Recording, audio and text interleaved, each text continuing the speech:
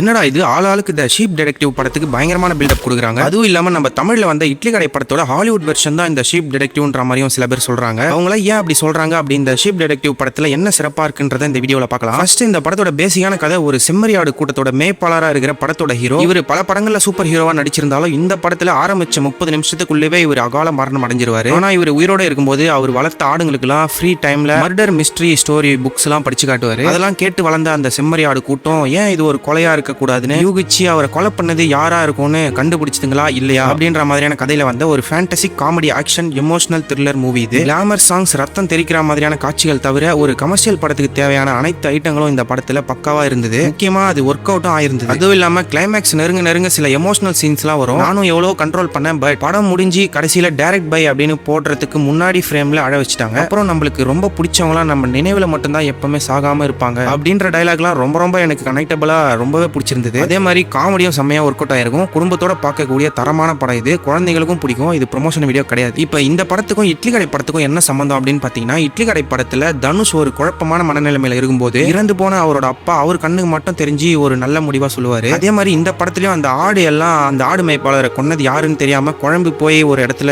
இருக்கும். அப்போ அந்த ஆடு மேய்ப்பாளர் ஒரு ஆட்டோட கண்ணுக்கு மட்டும் தெரிஞ்சு ஒரு நல்ல ஐடியாவா கொடுப்பாரு. அண்ட் கிளைமேக்ஸ்ல அந்த ஆடு மேய்ப்பாளரோட ஆசைப்படியே அவரோட பொண்ணு அந்த ஆடுங்களோட பாசத்தெல்லாம் புரிஞ்சுக்கிட்டு அந்த ஆடுங்களை மேய்க்கிற வேலையை இவங்க எடுத்து பண்ணுவாங்க. மற்றபடி வேற எந்த ஒரு சம்பந்தமுமே இருக்காது. ஆனா 2026 வெளியான த ஷீப் டிடெக்டிவ் 2005 பப்ளிஷ் ஆன ஒரு டிடெக்டிவ் நாவலை பேஸ் பண்ணி எடுத்த ஒரு படம்.